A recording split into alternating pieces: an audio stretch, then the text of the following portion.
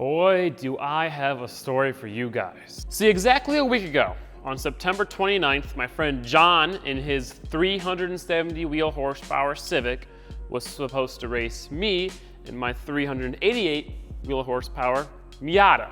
It's a friendly little grudge race to see whose project car was faster. The day before that, however, both of our cars broke. John's car lean detonated and blew up a spark plug, and my car blew out its rear main seal.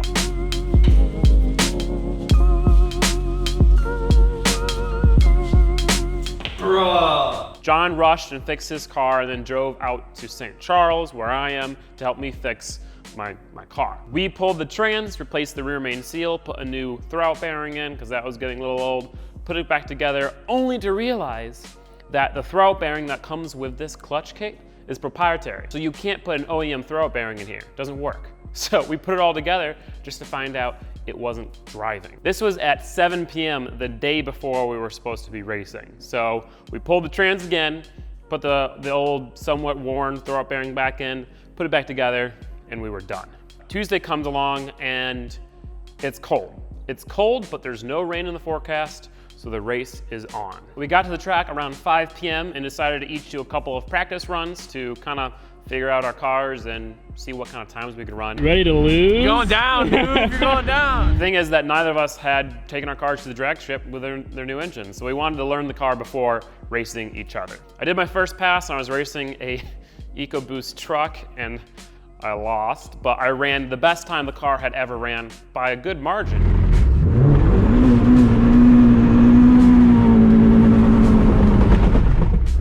Ooh, that was wheel hop and a half.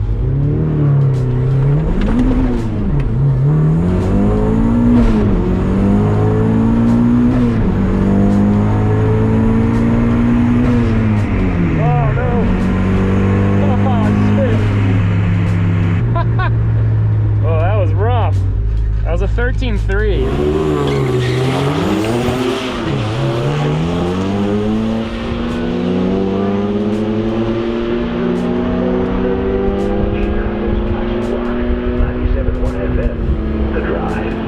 So then I did my second pass, which was much better, but I missed fifth gear.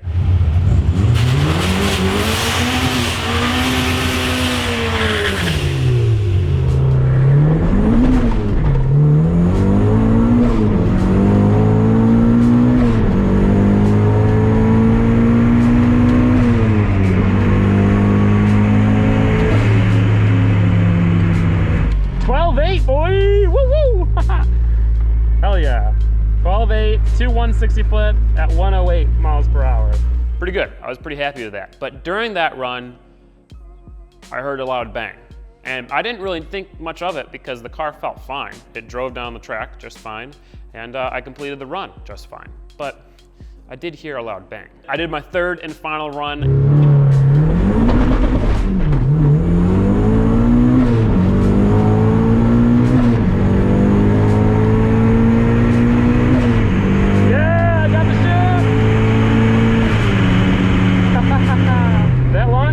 Because it wheel hops bad, and that's how you break shit. Thank you. What was that? Yeah, it is, yeah. Thank you. 12.7 at 110, hell yeah. 60 foot is down, mile per hour is up, and ET is down. Hell yeah, 12.7. But I knew the car had way more in it. The launch was still pretty slow. It was wheel hopping a lot, so I was having issues with that. Then my shift into fifth gear was whack. I have to shift 5 times to get to the quarter mile, which sucks. John was able to get 1 run in that night, and I believe he ran a 13.5 at 115 miles per hour.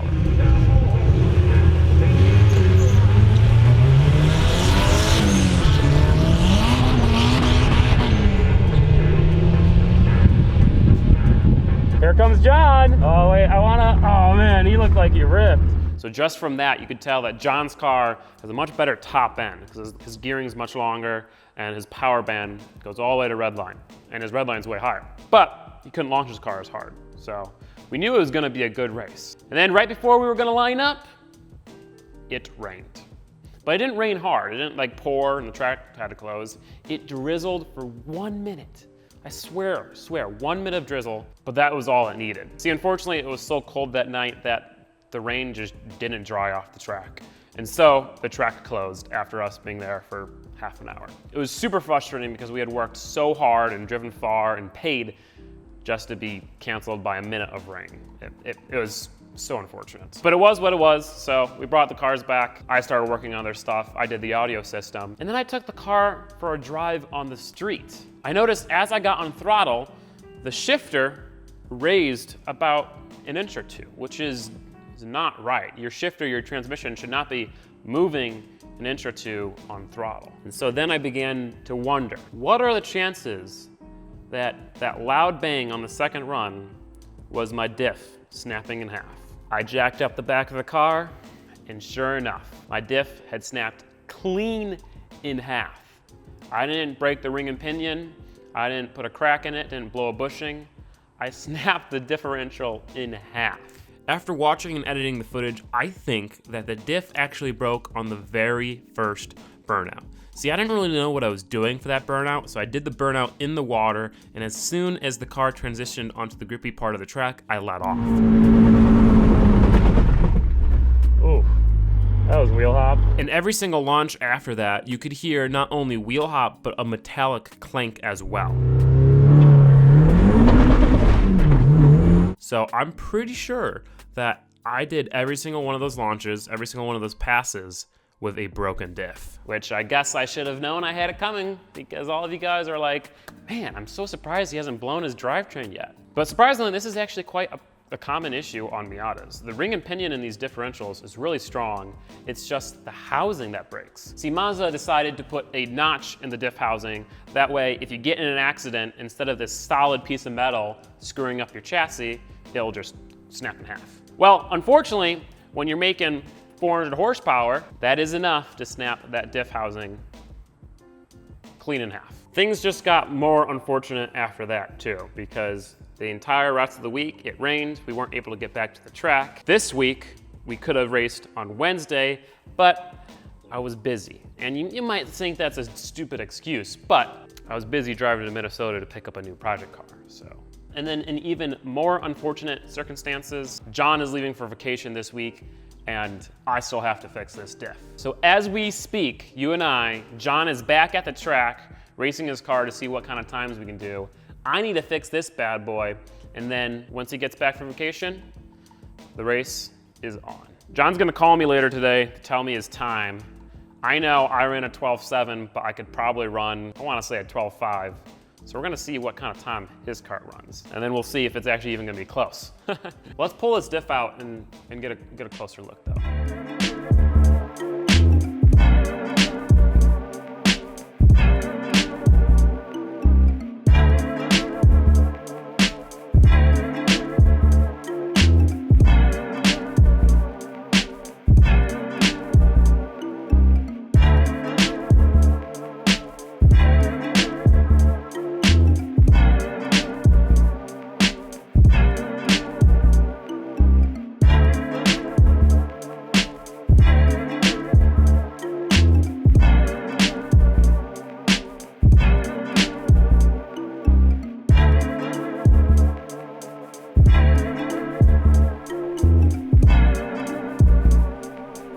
So yeah, here it is. As you can tell, we broke it good. I will say, if you're having issues pulling your diff out of your Miata, snap it in half. It made it much easier, so that's good. In the next video, we're gonna go ahead and weld it back together and reinforce the crap out of it. You can tell when you line up the cracks, it broke right where that big notch is taken out of the top. Unfortunate. I honestly did not think I was making enough power to break this thing, but obviously, I was wrong. Now, if you guys want to see that new project car I was talking about earlier, you can head over to Patreon. It's on there. Also, if you want to watch the next video, it's live on Patreon right now. For those of you who didn't know, I upload my videos earlier on Patreon, and I show Patreon's exclusive stuff. Other than that, guys, I'll see you in the next one. Okay, so my best pass of the night, this is my best pass, was a 2.2 60 foot and a 12 quarter mile. That's close, dude. That's really close.